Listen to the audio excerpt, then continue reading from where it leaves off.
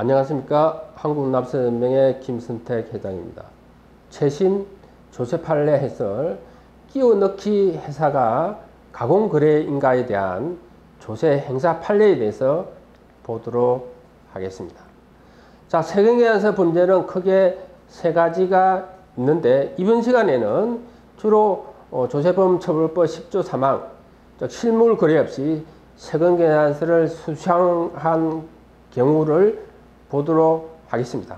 자, 그중 가공세금계산서 사례 중에서 끼워 넣기에 대해서 집중적으로 한번 해설해 보도록 하겠습니다. 자, 제조법인이 있고 그리고 매출처가 있습니다. 여기에 중간에 아들 회사를 끼워 넣기 해서 어떻게 보면은 가격을 아들 회사한테 이익을 조금 몰아주니까 제품 가격을 조금 업해서 우리가 매출처에 공급하게 되는 것입니다. 그래서 최근에 사실 조금 규모가 있는 회사 같은 경우에는 실물 거래 없이 가공세금계산서를 주고받는 경우가 거의 없습니다. 그런데 최근 세무조사 사례에서 이렇게 중간에 친인척들을 끼워 넣는 회사를 통해서 이제 이익을 분유한 경우에 국세청이 이거를 가공이다라고 주장하면서 범칙으로 몰아가는 사례가 많습니다. 대법원 2023년 5월 18일 선고 2022도 13690 판례를 보도록 하겠습니다. 먼저 사실관계를 보면은, 자, 네네치킨, 치킨 프랜차이즈 본사가 있습니다. 자, 이 H사의 창업주 회장이 70% 지분을 가지고 있고, 동생인 갑이 자금 집행이사입니다. 즉, 지분 30%를 가지고 있습니다. 그래서 소스 완제품을 C사로부터 이제 공급을 받았고, 실제 A사, C사, H사로 이렇게 이어지는데, A사하고 C사 중간에 소스 원재료 이제 공급을 할 목적으로 B사, 즉 아들 회사를 우리가 신설해서 끼워 넣기를 한 겁니다. 즉 아들은 이때 회사 설립 당시에 군대에 갔습니다. 그래서 실제적으로 뭐 경영하거나 회사 업무에 관여를 하지 않고 실질적인 회사 뭐 경영은 갑이 대부분이 업무를 하였습니다. 자, 그래서 우리가 세무조사가 나와서 과세관청에서 과세 처분을 했는데 크게 세 가지입니다.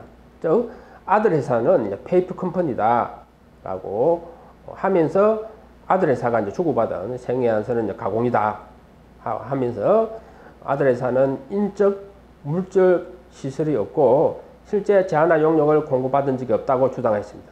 그리고 두 번째로 소스를 이제 고가로 매입해서 네네치킨이 아들 회사한테 이익을 분유했기 때문에 부당행위 계산 부인에 해당된다고 봤고요. 그리고 또 세 번째로 상정세법상의 특정 법인과의 거래를 통해서 이익을 분유했다 이렇게 봐서 또 정려죄로 걸었습니다. 자, 그리고 이 조사를 하면서 조세 범칙으로 하고 고발을 했습니다. 국세청에서.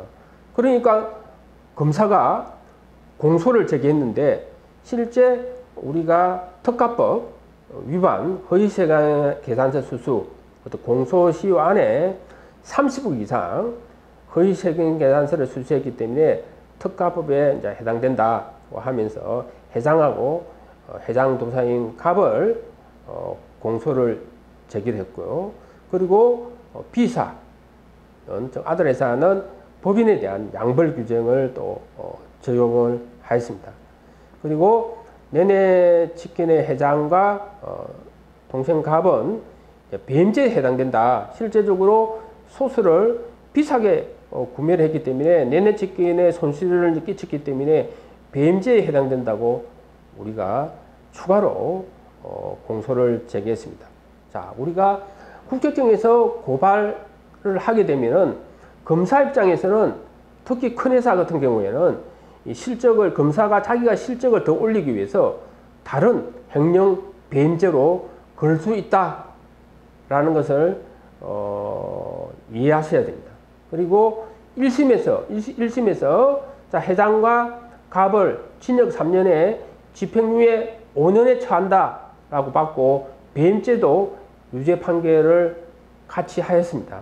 그리고 B사는 우리가 양벌 규정에서 벌금 5천만 원에 처해졌는데, 자, 2심에서는 무죄 판결을 받았고 대부분에서 최종적으로 무죄가 확정된 사건입니다. 자, 그래서 이 사건은 고등부분 판결문의 사실관계가 아주 자세하게 나와 있습니다. 즉, 끼워 넣기에 대한 정말 우리가 법리가 정확하게 잘 기재되어 있는 고등부분 판결문이기 때문에 제가 읽어보도록 하겠습니다. 재화를 공급하지 아니하거나 공급받지 아니하고 세원계약서를 발급하거나 발급받는 행위를 처벌하고 있는 바, 어느 1년의 거래 과정 가운데 특정 거래가 위와 같은 재화의 공급에 해당되는지 여부는 각 거래 단계별로 거래 당사자의 거래의 목적과 경위 및 태양, 이익의 기속, 주체, 대가의 지급 관계 등 재방 사정을 종합하여 개별적으로 구체적으로 판단해야 한다. 여기서 재화를 공급하기로 하는 계약을 체결하는 데 실물 거래가 있다는 것, 즉 가공 거래가 아니라는 것은 당사자 사이에 재화를 공급하기로 하는 구속력 있는 합의, 즉 공급가의 공급 품목, 단가, 수량 등에 관한 합의가 있음을 의미하고, 재화를 공급하는 자란 그 재화를 사용 소비할 수 있는 권한을 이전하는 행위를 한 자를 의미한다. 한편 납세 의무자는 경제활동을 할 때 특정 경제 목적을 달성하기 위하여 어떤 법적 행식을 취할 것인지를 임의로 선택할 수 있고, 과세관청으로서는 그것이 가장 행위라거나 조세회피 목적이 있다는 등의 특별한 사정이 없는 한 납세 의무자가 선택한 법적 행식에 따른 법률관계를 존중해야 한다고 지금 실질과세원칙의 한계를 설치를 하고 있습니다. 어떤 회사의 실체 여부와 그 회사 명의 거래의 가공거래 여부가 반드시 서로 일치하는 것은 아니다. 만일 문제된 회사의 실체 자체가 인정되지 않는 경우, 즉 페이퍼 컴퍼니라면 그 회사 명의의 거래는 당연히 가공거래에 해당하겠지만은 문제된 회사의 실체가 인정되는 경우에도 구체적 개별적인 사정에 따라서 그 회사 명의의 거래 역시 얼마든지 가공거래에 해당할 수 있다. 즉 어떤 거래가 가공거래에 해당한다고 판단하기 위하여 반드시 해당 회사의 실체가 부정되어야 하는 것은 아니다. 즉 검사는 아들 회사가 최소한의 물적, 인적 설비를 갖추지 못하였다. 즉 페이퍼 컴퍼니라고 주장을 하고 있기 때문에 실제로 그 업무도 직접 수행하지 않았다는 점을 들어 아들 회사의 실체를 부정하고 있다. 그러나 아들 회사가 C사로부터 그 사업장 내 사무실과 창고 일부를 보증금 500만 원, 임대료 월 50만 원에 임차하고 실제로 위 보증금을 지급하고 매월 임대료를 계속 지급하고 있고 해당 공간을 사용하였다. 비록 설립 당시에는 아들 회사의 지리적 위치와 열악한 업무 환경 등 사정으로 직원 채용에 다소 어려움이 있어 내내 지킨 임직원들이 아들 회사의 업무를 대신 처리하시나 이후 직원들을 채용하여 그 직원들이 업무를 처리하였다 라고 하면서 아들 회사의 거래를 정형적인 끼워넣기에 해당한다고 보기는 어렵다. 물론 부당한 끼워넣기가 반드시 기존 거래의 존재를 전제로 한다고 할 수는 없고, 새로운 거래를 하면서 부당한 거래 단계를 추가하는 것 역시 일종의 끼워넣기로 볼 수 있다. 거래 당사자들 사이에 특수한 관계 내지 합의 등이 존재한다면 새로운 업체가 반드시 거래의 중간에 들어가지 않고 그 전방에 들어갈 수도 있을 것입니다. 이 사건에서는 중간이 아니고 중간 그 앞단계 전방에 끼워넣기를 한 거죠. 예컨대 끼워넣기에 협력하는 업체의 이윤이 보장되는 한 해당 거래의 중간이 아니라 그 전방에서도 얼마든지 끼워넣기가 가능할 수 있다는 거죠. 그러나 기존 거래가 없는 상황에서 새로운 거래가 개시되거나 거래의 중간이 아닌 그 전방에 새로운 업체가 들어간 사항을 부당한 끼워넣기라고 평가하기 위하여는 보다 특별한 사정이 필요하고, 그 경우에도 그 해당 거래의 부당성을 넘어 그 거래의 존재 자체를 부인하기 위해서는 더욱 특별한 사정이 필요하다 할 것이다. 이러한 관점에서 보면 이 사건 아들회사 명의의 거래에 관하여 세법상 부당행위 계산 부인의 적용 여부나 공정거래법상 부당 지원 행위 또는 나아가 형법상의 배임의 성부 등을 논할 수 있음을 변론을 하고, 적어도 앞서 본 바와 같이 독립적 경제 주체로서 사업을 수행하면서 해당 거래에 따른 권리를 항호하고 의무를 부담하고 있는 이상 아들 회사 명의의 거래를 실질적으로 부존재한다고 평가할 수는 없다라고 설치를 하고 있습니다. 그리고 한편 이 사건 아들 회사 명의의 거래가 가공거래인지 여부에 관하여 조세심판원은 원고, 예를 들면 성소 판결을 하였습니다. 판결이 실제적으로 2022년 8월 25일 날 선고가 났네요. 이 고등법원 판결은 10월 달에 났습니다. 몇 달 차이 아닙니다.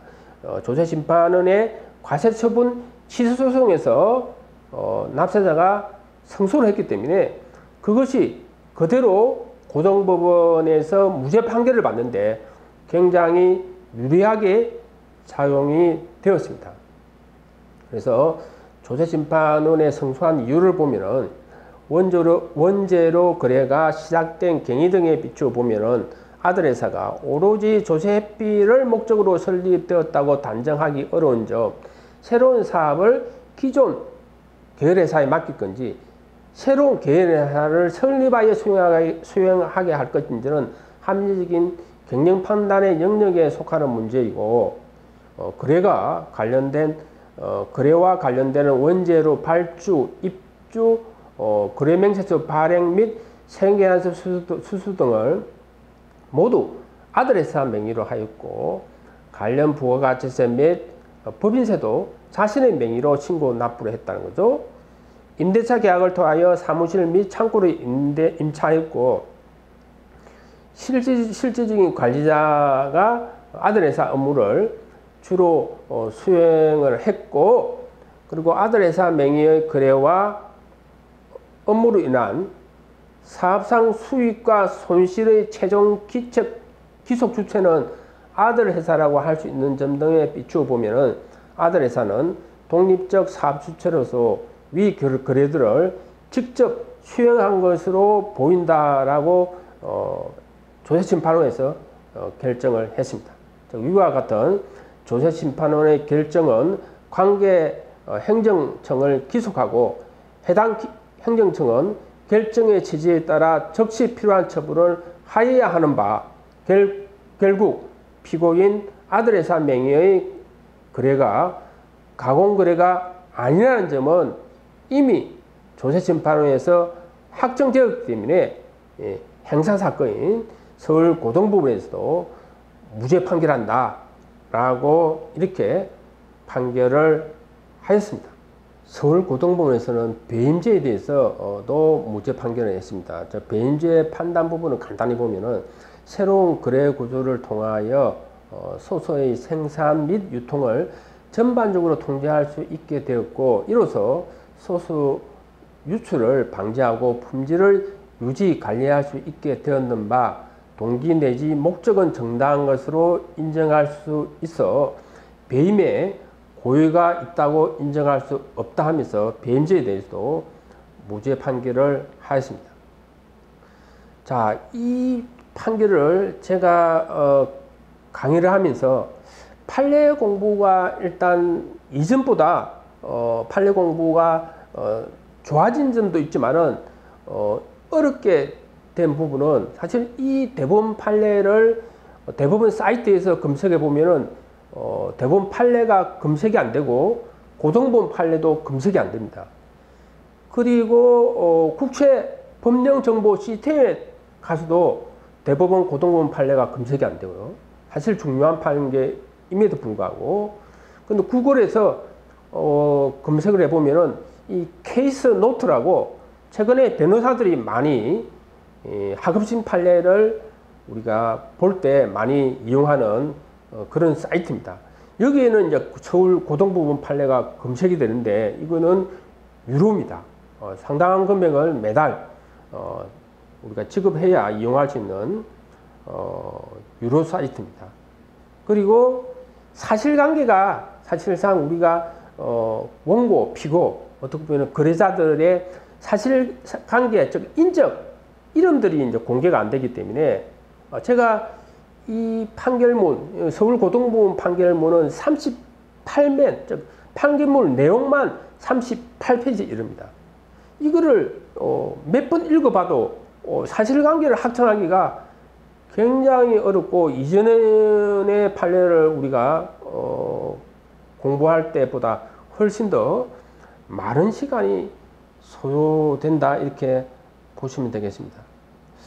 이 조세행사법과 관련해서 우리가 실무적으로 특히 세무대리인이나 기업체 격리 실무자들이 조세행사법까지 이제 공부해야 되나 이렇게 생각하시는 분이 있는데 세무대리인 같은 경우는 뭐 조세소송은 변호사가 하고 우리가 기업 같은 경우는 조세행사 사건이 세무조사 중에 생기면은 뭐 로펌에다가 돈을 주고 뭐 변호사 자문을 받기 때문에 굳이 실무자들이 공부할 뭐 필요성을 잘 못 느끼는 경우도 있는데 그렇지 않다고 봅니다. 사실 기업이나 세무대리인들이 조세행사법에 대해서 사실 공부를 하면은 세무조사를 대응할 때 또는 기업 같은 경우에는 변호사 자문을 받을 때 알고 우리가 구체적으로 자문 받는 거하고 전혀 개념도 이해 못하면서 자문을 받게 되면은 사실 사기당할 가능성도 농후합니다.